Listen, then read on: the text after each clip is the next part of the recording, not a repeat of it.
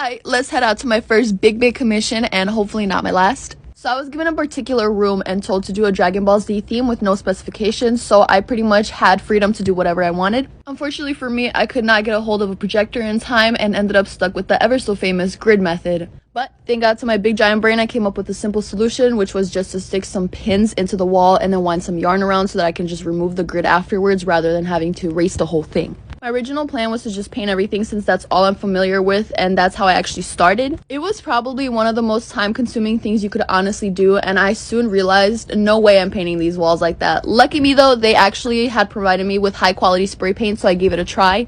It took me a second to get a hang of it. In the past, I've used spray paint, but it always came out looking so dookie garbage. I was nearly convinced that I had negative skill when it came to aerosol paints or whatever. So I started out by learning how to evenly cover bigger areas and avoiding any small details since I had little to no control over the can still.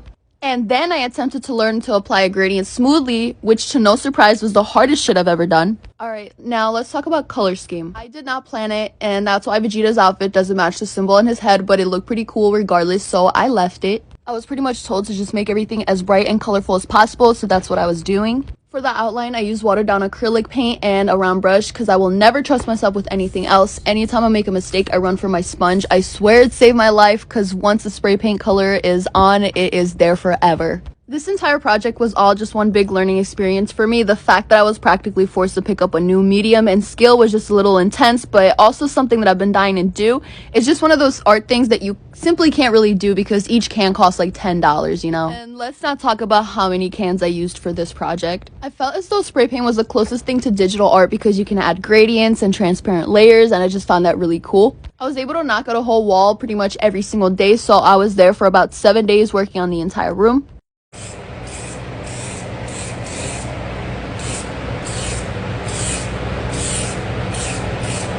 Okay, last but not least, I did the Shenron on the last wall, and I actually did not film like half of it because it was pretty difficult to do. And by difficult, I mean it was just a big ass wall. Like, it was a lot of work, so you know. Alright, so I'm about to show you guys the finished product, and let me explain my concept real quick. So there was like a little section of the room that was kind of behind the other walls, and I decided to make it like a red room kind of ish, I don't know. And I did want to mention that I only had one little bar to light up the entire room, so this is not the full effect of the mural. There's going to be way more lighting in here, and it's going to be extremely bright. But, I mean, that one bar was able to illuminate the entire fucking room, so can you imagine once the lighting is completely set up and the ceiling is changed, the carpet is glow in the dark? Oh, I cannot wait to see it. And if you want to see this in real life, you can definitely follow them on Instagram for whenever they decide to release the information, but I can't right now, so